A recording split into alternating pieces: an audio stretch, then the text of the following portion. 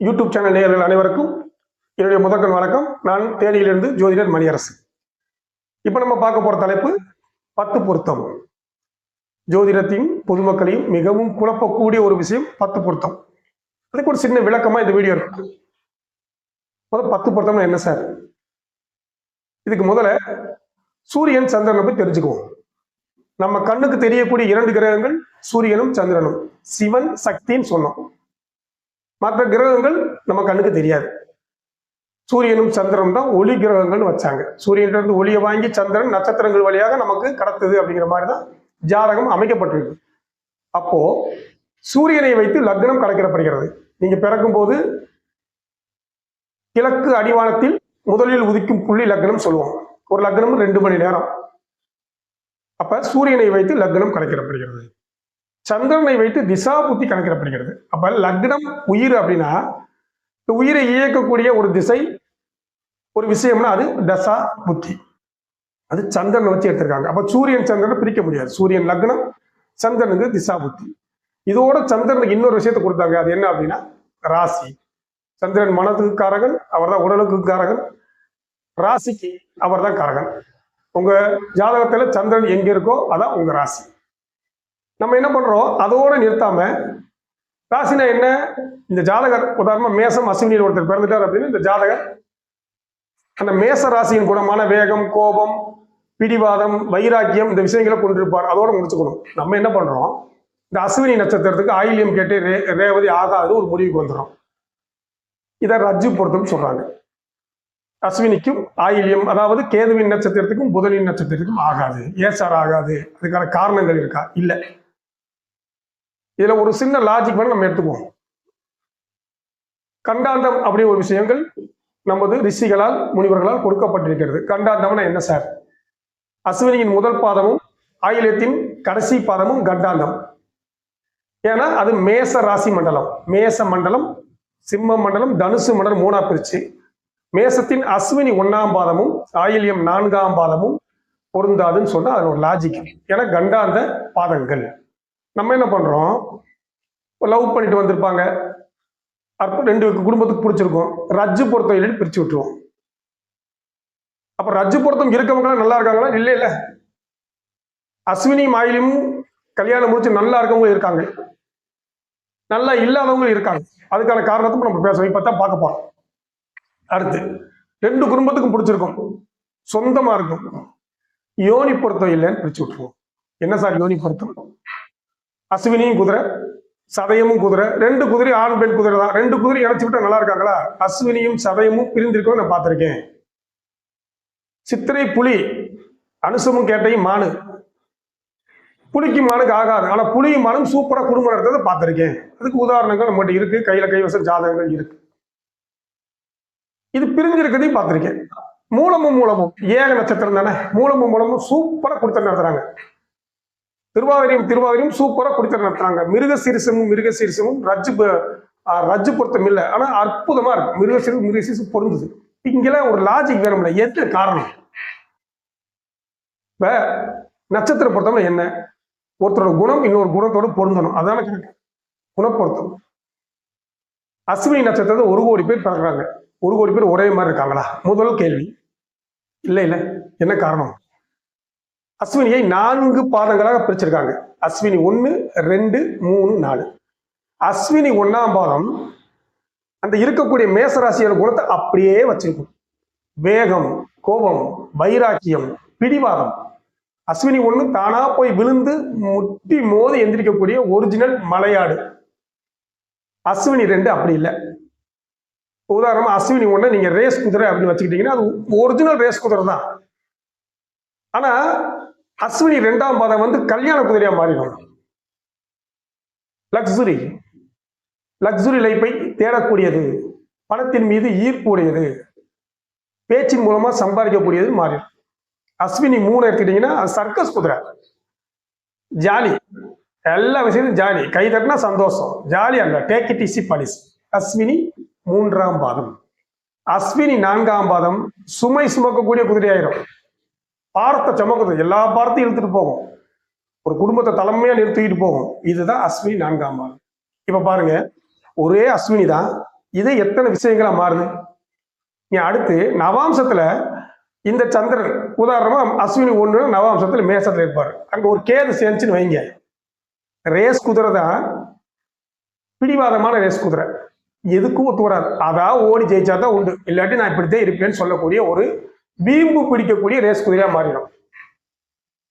ராகு சேர்ந்ததுன்னு வைங்க, ரேஸ் குதிரை தான், பக்கத்துல இருக்க குதிரையும் சேர்த்து உதச்சு தள்ளிட்டு போயிடும். வேகம் தான் பிரம்மாண்டமான வேகம். இப்ப எவ்வளவு வேறுபாடு வருது பாத்தீங்களா. அப்ப ஒரு நட்சத்திர பாடங்களுக்குள்ள இந்த சூட்சுமம் இருக்கு, அதையே நீங்க பொருத்த மாட்டேங்கிறீங்க. இப்ப அஸ்வினி 1 இப்படின்னு சொல்லிட்டோம், அஸ்வினி 1க்கு அஸ்வினி 1 ஏன் பொருத்தக்கூடாது? ரெண்டு ஒரே குணம் தானே இருக்கும், அதை ஏன் பொருத்தல? இப்ப நான் கேட்கிற லாஜிக் சரிதானே? உதாரணமா ஒரு பொண்ணு என்கிட்ட வருது, அந்த பொண்ணு மீன ராசி பூரட்டாதி நட்சத்திரம், பூரட்டாதி 4ஆம் பாதம். இதே மிதுன ராசி இன்னொரு பொண்ணு மிருகசீரிஷம் 4ஆம் பாதம். இந்த பொண்ணு என்கிட்ட கேட்கிற கேள்வி என்னன்னா, மீன ராசிக்கும் மிதுன ராசிக்கும் ஆகாது ஏன் சார்? ரெண்டு பகை, மீனத்துக்கு அதிபதி குரு, மிதுனத்துக்கு அதிபதி புதன், பகை. ஆமா, ஆனால் நாங்க 5ஆம் படிக்கையில இருந்து ஒற்றுமையா இருக்கும், எல்லா விஷயம் அந்த பொண்ணு எனக்கு ஷேர் பண்ணும், நான் அந்த பொண்ணுக்கு ஷேர் பண்ணுவேன். என்ன காரணம்? சிம்பிள் காரணம் தான், உங்களுக்கு நட்சத்திர பாதங்கள் ரீதியான பொருத்தம் இருக்கிறது, அதனாலதான் பொருந்தி இருக்கு. அப்ப பொருத்தம்ங்கிறது நட்சத்திர பாதங்கள் வழியா பார்க்கணும் அப்படிங்கறத அந்த வீடியோவுடைய நோக்கம். இதுல வில்லங்கமான சில நட்சத்திர பாதங்கள் இருக்கு, பாத்துக்கோங்க. வில்லங்கமான நட்சத்திர பாதங்கள் இதுக்கெல்லாம் பொருத்தம் கண்டிப்பா பார்க்கணும். சந்திர பிரீத்தி செய்து கொள்ள வேண்டும், பூஜை புரஸ்காரங்கள் செய்து கொள்ள வேண்டும் என்று சில நட்சத்திர பாதங்கள் இருக்கிறது, அதை சொல்றேன் கேட்டுக்கோங்க. பரணி 4ஆம் பாதம், இந்த பேய் பிடிக்கக்கூடிய அமைப்பு, மன ரீதியான பிரச்சனை இருக்கக்கூடிய அமைப்பு பூரா இந்த பரணி 4ஆம் பாதமும் மூலம் 4ஆம் பாதமும் தான். வர்க்க சக்கரங்கள்ல சந்திரன் கெட்டு போச்சுன்னா இந்த பரணி 4ஆம் பாதமும் மூலம் 4ஆம் பாதமும் புத்தி இழந்து விடும். அடுத்து திருவாதிரை 2ஆம் பாதம், எல்லா விதமான வேகமான செயல்கள், எல்லா விதமான மற்றவர்களை புண்படுத்தக்கூடிய அல்லது மற்றவர்களை பயமுறுத்தக்கூடிய அல்லது மற்றவர்கள் மிரளக்கூடிய அளவுக்கு சில விஷயங்களை இந்த நட்சத்திர பாதங்கள் செய்யும். அடுத்து ஆயில்யம் 3ஆம் பாதம், இது பெரிய பாதிப்பு இல்லை அப்படின்னாலும் இந்த ஆயில்யம் 3ஆம் பாதமும் கவனமாக நம்ம பார்க்கக்கூடிய பாதங்கள். அடுத்து அஸ்தம் 1ஆம் பாதம், இந்த அஸ்தம் 1ஆம் பாதம் என்ன பண்ணுதுன்னா, பெண்கள் ஜாதகத்துல எதுக்காக கணவரை பிரிஞ்சோம், ஏன் கணவர் தள்ளி இருக்காரு அது தெரியாது. வளகாப்புக்கு வருது, அதோட போல அதுக்கப்புறம் 2 குழந்தை பெற்றாச்சு, லவ் பண்ணி கல்யாணம் முடிக்குது, சம்மந்தமே இல்லாம கணவரை பிரிகிறாங்க. இந்த அஸ்தம் 1ஆம் பாதம். அடுத்து விசாகம் 2ஆம் பாதம், விசாகம் 2ஆம் பாதமும் இதே கணக்கு தான். இந்த திருமண வாழ்க்கையில் பிரச்சனையை கொடுத்தது, திருமணம் முடிஞ்சா குழந்தை இல்லை, குழந்தை பிறந்தா மனைவி போயிருது, இப்படி நிறைய குழப்பங்கள் சில பேருக்கு மாறும்.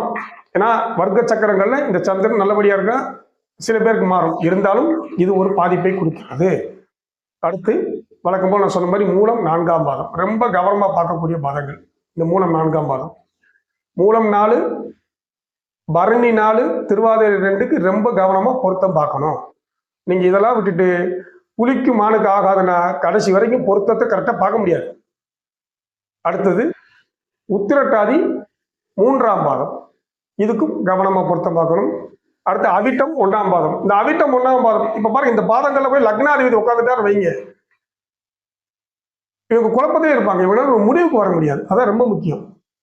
ஒரு பொண்ணுக்கு லக்னாதிபதி குரு போய் அவிட்டம் 1ஆம் பாதம் உட்காந்துறாரு, அம்சத்திலையும் 6-8 பாண்டவர் போயிடுறாரு, திரேகாலத்திலையும் 6-8 பாண்டுக்கு போயிடுறாரு, துபோதச அம்சத்துல சனியோட சேர்த்து கெட்டு போறாரு. இந்த பொண்ணால ஒரு முடிவு எடுக்க முடியாது.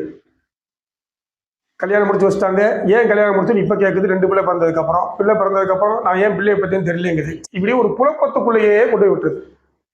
அப்ப இவ்வளவு விஷயங்கள் இருக்கு. கட்ட பொருத்தம்னு பேர் இருக்கு. பேர் இந்த கட்ட பொருத்தத்தை முதல்ல கரெக்டா பார்த்துட்டீங்கன்னா நீங்க 10 பொருத்தம் பார்க்க வேணாம். நான் ஏற்கனவே கேட்ட கேள்வி திரும்பவும் கேட்கிறேன், 10 பொருத்தம் பார்த்து பிரிவினை ஆகக்கூடிய ஜாதகத்தை சேர்த்து வைக்க முடியுமா? டிவோர்ஸும் உங்களால் தடுக்க முடியுமா? நம்ம மக்கள் என்ன பண்றாங்க, இந்த 10 பொருத்தம் புஸ்தகம் வாங்கி வச்சுக்கிட்டு அவங்களே பொருத்தம் பார்த்து முடிவு பண்ணிடுறாங்க. இல்லைன்னா ஜோசியருக்கு போய் 100 ரூபாய் கொடுத்தீங்கன்னா அவரும் 10 பொருத்தம் தான் பார்த்து சொல்லுவாங்க. இதே பொருத்தத்துக்கு ரொம்ப முக்கியத்துவம் கொடுங்க. ஏன்னா 2 பேரோட வாழ்க்கை பிரச்சனை. இதுல எது ஓடி போகக்கூடிய ஜாதகம் நம்ம ஏற்கனவே வீடியோ போட்டிருப்போம். இந்த கொடுப்பினை அப்படிங்கிறத ரொம்ப தெரிஞ்சுக்கணும். இந்த கொடுப்பினை தெரியாம 10 பொருத்தம் பார்த்து கல்யாணம் முடிச்சு வச்சீங்கன்னா, பொருத்தம் பார்த்து நம்ம எல்லாம் ரெடி பண்ணி வைப்போம். மண்டபத்துக்கு போல பொண்ணு ஓடி போயிடும். இந்த மாதிரி அமைப்பெல்லாம் இருக்கு. இந்த சந்திரன் ராகு சேர்க்கை இருக்க ஜாதகங்களுக்கெல்லாம் கவனமா பொருத்தம் பார்க்கணும் பெருஞ்சாதகத்துக்கு. சரிங்களா? அப்ப 10 பொருத்தம் அப்படிங்கிற தூக்கி ஒரு ஓரமா வச்சுட்டு நட்சத்திர ரீதியான பாத ரீதியான பொருத்தங்களை பார்த்தீங்கன்னா கண்டிப்பா ஒரு நல்ல பொருத்தத்தை பார்த்த மாதிரி இருக்கும். அல்லது ஒரு பொருத்தத்தை பார்த்து அல்லது ஒரு கொடுப்பினை தெரிஞ்சுக்கிட்டு அதுக்கு பரிகாரமாக ஏதாவது பண்ண சொல்லி, இல்ல அதுக்கு ஏத்த மாதிரி மாப்பிள்ளைய சொல்லி, இல்ல அதை அவங்கள புரிஞ்சுக்க வச்சு அவங்கள ஒரு திருப்திப்படுத்திட்டோம்னா, இதை திருப்தின்னு சொல்றதை விட அவங்கள தெளிவுபடுத்திட்டோம்னாலே ஒரு ஜோசியருக்கு ஒரு நல்ல பேர் கிடைக்கும். நன்றி, வணக்கம்.